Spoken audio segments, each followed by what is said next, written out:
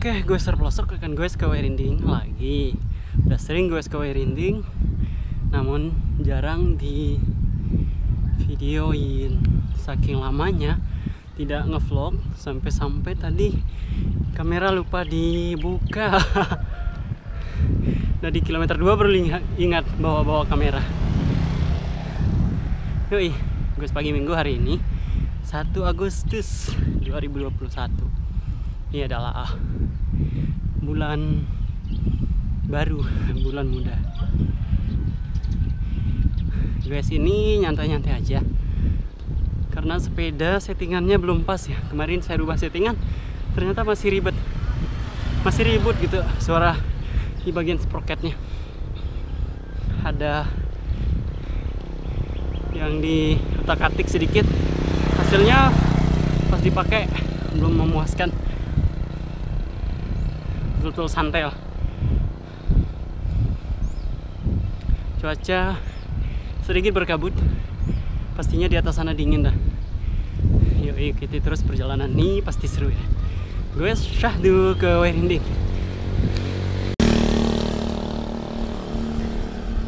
Nah ini adalah simpang 3 kilometer 4 patung sapinya itu sembunyi ya, udah tertutup dengan pohon-pohon. Simpang 3 atau biasa kita sebut lampu merah KM4 atau lampu merah patung sapi, karena dia berada di kilometer keempat dan ada patung sapinya. Yang ke kanan tuh menuju pelabuhan dan seterusnya ke Purkamera atau jalur utara. Sedangkan yang lurus ini jalan menuju ke Patung Kuda, Wairinding, dan ke Waikabubak. Ini adalah gereja Umamapu samping kanan kita. Sebelahnya lagi yang di bagian depan sana RSUD Sumba Timur. Ini ada simpang lagi nih ke kiri. Ke kiri ini tembusnya ke Praiwara atau Tanah Ratu dan Payeti.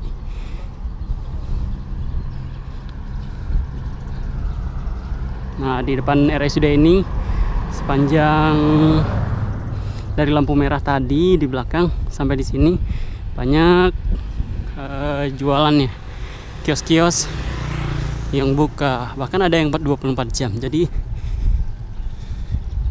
ya karena di sini ada RSUD ya, bisa jadi orang-orang yang berkunjung menunggu keluarganya di RSUD bisa keluar beli di sini, beli makanan, minuman. Oke deh, santai-santai.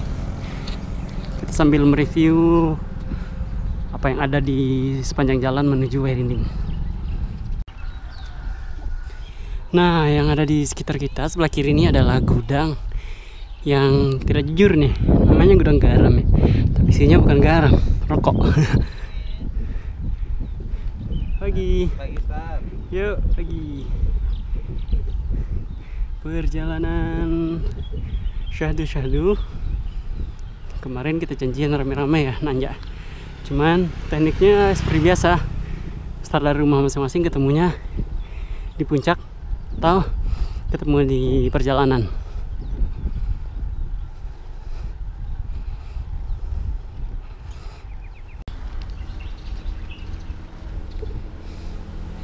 Info nih buat warga yang berkunjung ke Waingapu nih, apabila datang dari pelabuhan terus ketemu simpang yang kilometer 4 tadi dan ingin melanjutkan perjalanan ke Sumba Barat, pertama yang diperhatikan ini pengguna sepeda motor ya, ataupun sepeda goes biasa ataupun mobil, tidak akan menemukan pom bensin sampai kilometer 60, yaitu ada di Lewa. Jadi jika bensinnya darurat di kilometer 4 tadi belok kiri ada pom bensin sekitar 1 kilo di kilometer 2 atau 2,5. Sedangkan warung makan masih ditemukan jika langsung belok kanan di kilometer 4 tadi di lampu merah. Selanjutnya bengkel masih ditemukan juga sepanjang jalan sampai di kilometer 8. Setelah itu ada di kilometer belasan, dua rinding. Kios-kios banyak ditemukan, jadi nggak perlu belok kiri menuju kota dulu. Singkatnya, kalau keluar dari pelabuhan, bagi yang baru datang dari luar Sumba, silakan belok kiri dulu untuk isi bensin ke dalam kota, baru lanjutkan keluar kota ke arah Sumba Barat. Kita udah sampai di kilometer 7. Nah, sedangkan yang lurus ini lurus terus nih ke Sumba Barat. Ada simpang ke kiri tadi, turun ke bawah, terlanjut ke Mata Kapidu.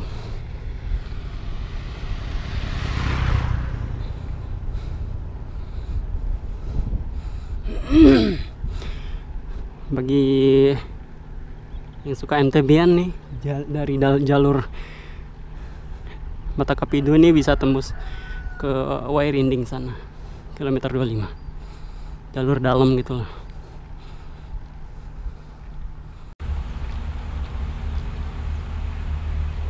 Nah, tibalah kita di sumber suara yang berisiknya itu 24 jam. Ini adalah PLT Kambajao. Ini pembangkit listrik untuk Sumba Timur nih. Ada juga di tengah kota untuk membantu pembangkit yang ada di kilometer 8 ini. Kalau malam hari dihidupkan, siang hari tidak dihidupkan. Tapi kalau yang ada di kilometer 8 ini 24 jam hidup. Jadi yang tetangga-tetangga sekitar pembangkit itu telinganya udah terbiasa mendengar suara.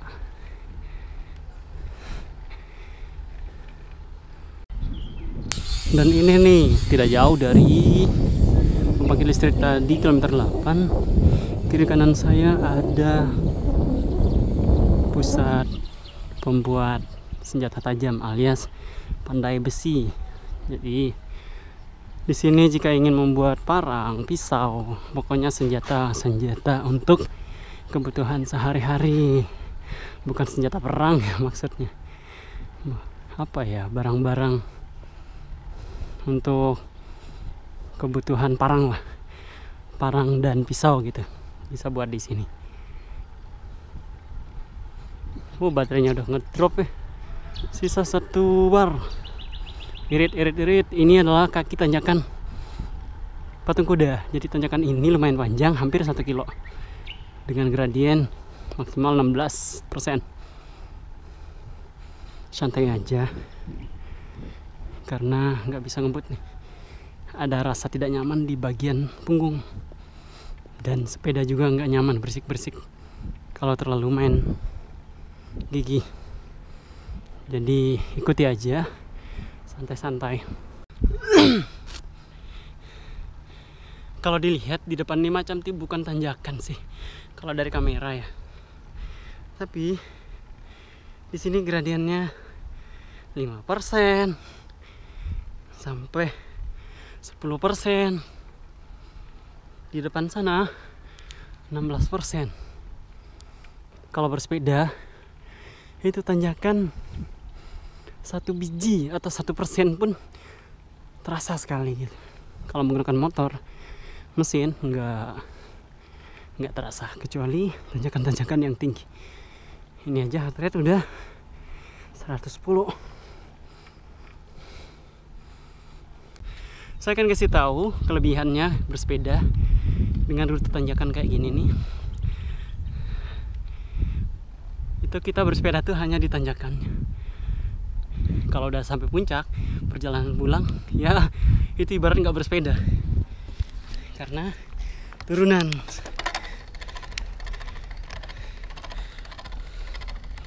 Oke, saya menggunakan sprocket andalan pamungkas langsung, yaitu 32T. Nah kayak gini nih, goes nanjak, terasa goesnya tuh puas, heart rate kita terpacu, jantung terpacu, otot-otot kita itu langsung bekerja maksimal, bekerja keras gitu. Tapi perjalanan pulangnya itu istirahat total bahkan ya, nggak muter pedal sama sekali gitu dia. Terus yang kedua, manfaatnya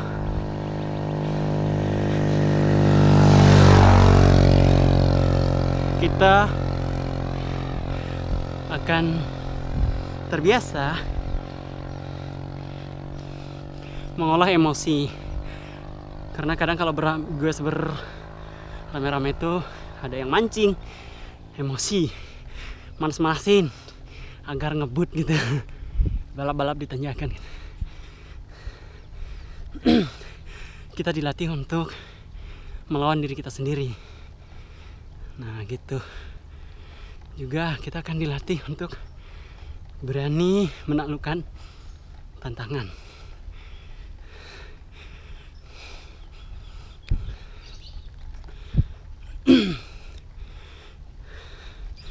Dan bila kita sudah terbiasa goes nanjak, ketika kita goes di tempat lain yang kita tidak kenal, kita tidak takut tanjakan. Dan tanjakan itu tidak semua orang bisa, tidak semua orang sanggup. Tetapi semua jalan flat, jalanan rute walaupun panjang, semua orang bisa. Namun perbedaannya kalau flat itu ketika sepeda kita berhenti di kayu, ketika berhenti mengayuh sepeda, maka sepedanya nggak akan jalan. Gitu perbedaannya. Tapi kalau kita goes rute tanjakan, kita mengayuh sepeda hanya pas nanjak, sedangkan pas turun kita tidak kayuh lagi gitu.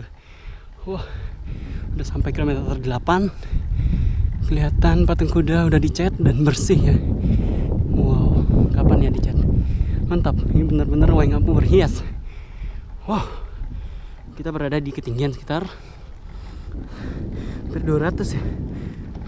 Berapa nih? 180-an. Ya, hampir 200. Dengan 20 derajat kedinginannya, suhunya.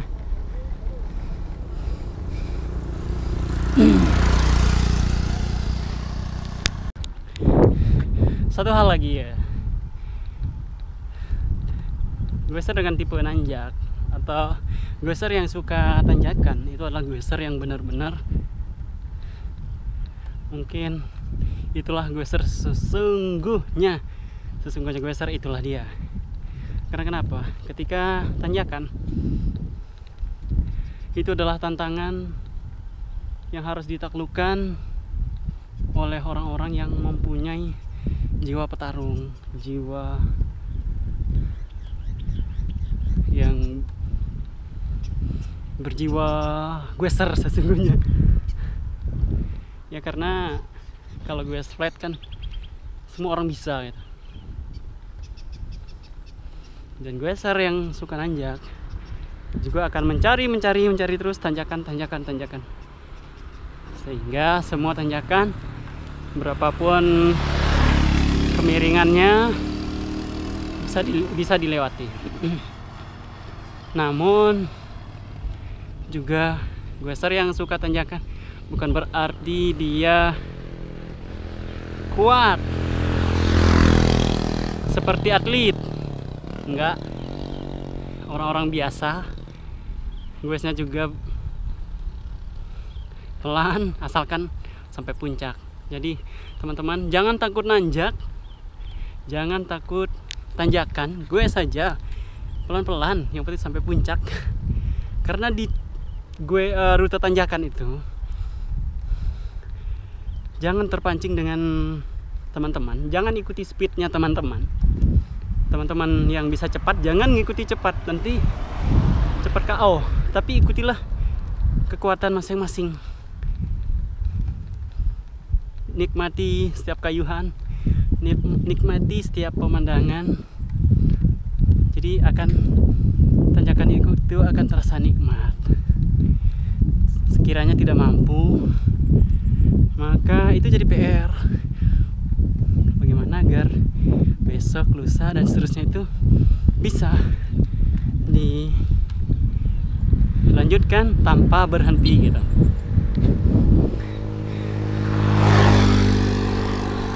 Siapapun itu yang goes nanjak pertama kali ya rasanya berat, tapi jika terus menerus merasa tertantang, harus menaklukkan, harus diulangi, pasti bisa tembus lah. Nah ini kan udah sampai kilometer 10, udah sampai Makobrimob, nggak terasa karena kita nikmati setiap kayuhan dan setiap tanjakan. Kita tidak perlu memaksa diri, dinikmati aja prosesnya sampai kita bisa melewati setiap tantangan-tantangan, setiap tanjakan-tanjakan. Selanjutnya adalah biar nanjaknya terasa nikmat, ini perhatikan sproket atau gear nanjak, gear sepeda lah secara umum, yang jika punya 1 biji sepeda ya sproket yang dipasang yang bisa enak buat jalan datar dan tanjakan. Misalkan depannya itu ini untuk RB ya, atau secara umum lah kita ngomong sproket belakangnya itu rasionya 11:32 T, 11 yang paling kecil, terus yang paling besar, gear besarnya tuh, gear paling besar 32 T. Itu udah ringan.